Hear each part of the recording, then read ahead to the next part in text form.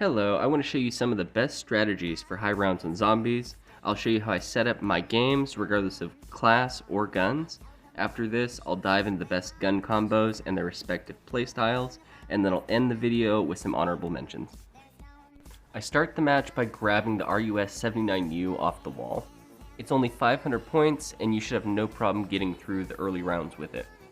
Once you get another 500 points, you can go ahead and buy Quick Revive. After this, stay upstairs until you have 4,700 points. This door will take 700. The one downstairs will cost 1,000. And the door to the southwest house will also cost 1,000. Here you'll find your first part to the Pack-a-Punch. You can take this back to the central house and place it on the machine. Then open the door to the northwest area for another 1,000. And the northwest house for another 1,000. You can grab the last part to the Pack-a-Punch machine, go back to the central house, and build that. It's at this point I picked up the parts for the elevator. It doesn't matter when you do this, I simply did it to save myself some time. Now that the Pack-a-Punch machine has been built, it's time to get perks. I'm just trying to rack up as much points as I can, and then I save one zombie at the end of the round in order to get my perks and make it easier. I also want to note that I stay out of the underground lab during higher rounds because it's really easy to get cornered. The process of getting all the perks is pretty straightforward.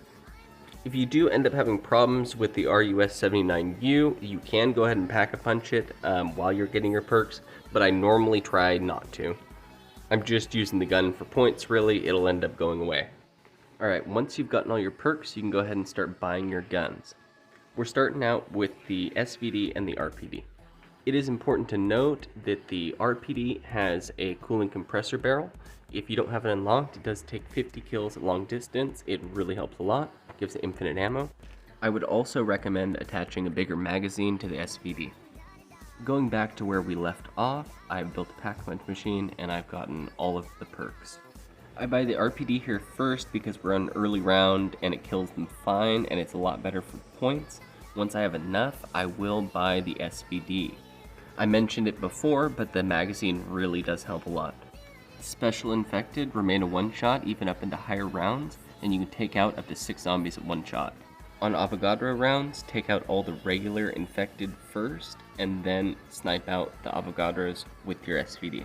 This one should be self-explanatory, but if you lay down, you can avoid getting hit by the Avogadros. You'll also notice since you went through the side exit, the stairs are blocked off still.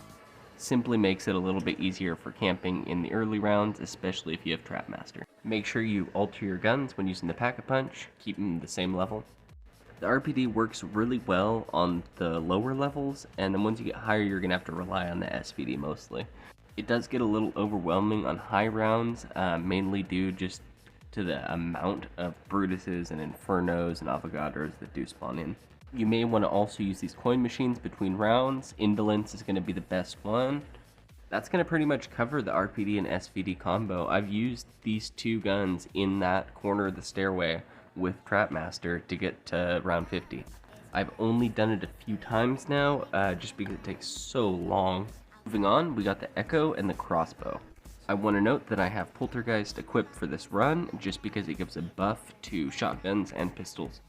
I've tried the crossbow before, I tried it again this round, I just never have luck with it. I was going to put it in honorable mentions, but I figured I'd show you it compared to the shotgun, just so you get an idea.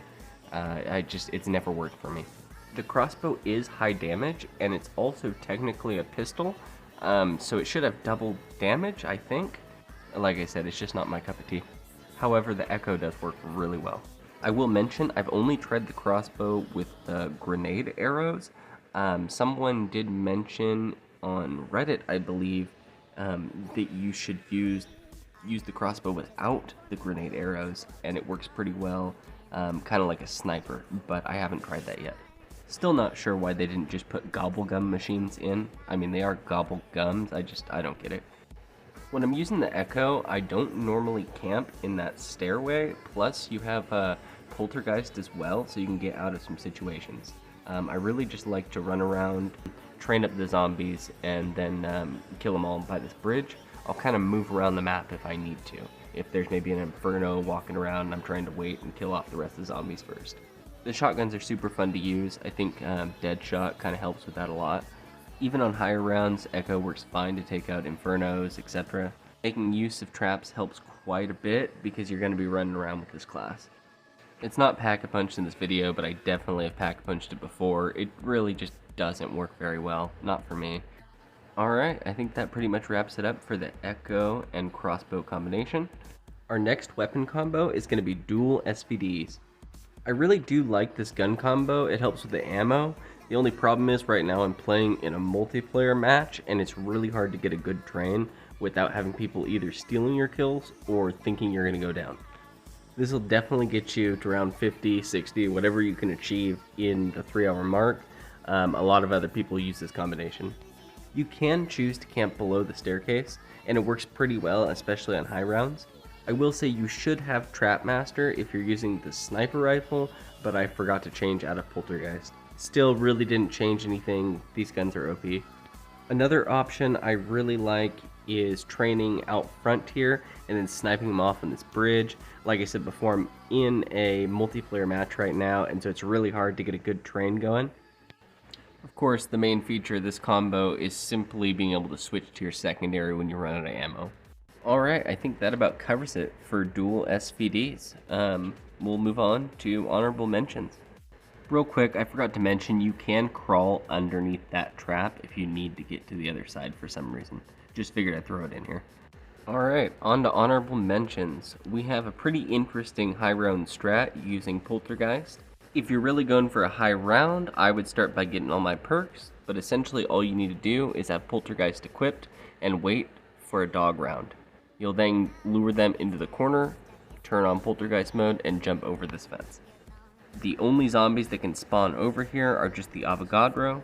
One caveat is you can only go over the fence during a dog round, so if you need a Pack-a-Punch or get another perk over there, you'll have to wait until a dog round. If you want to go back over the fence, you have to wait until a dog round, you have to kill all but the single last one of them, and go to the corner of the map. It'll allow it to spawn back in, and you can head over to the fence. Use your Poltergeist mode once the dog gets there. You can then jump on its back and jump over the fence. It should be relatively easy. You can get weapons, do whatever you need to do over here until you beat the 3-hour mark. I thought this one was worth mentioning. It's kind of cheating, but you know, I think it's neat too. Plus it's Season 2 and they haven't patched it, so I doubt they will. Alright, I think that'll wrap up the strategies and the best gun combinations for Season 2. Maybe if we get some more signature attachments, maybe some more maps, we'll see. I'll upload something else. Thank you for watching. In my room, I beat my cup, nutted in my socks, keeping that door.